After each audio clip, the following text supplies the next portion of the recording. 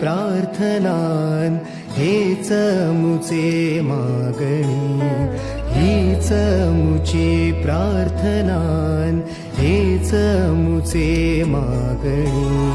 माणसाने माणसाशी माणसासम वागणे,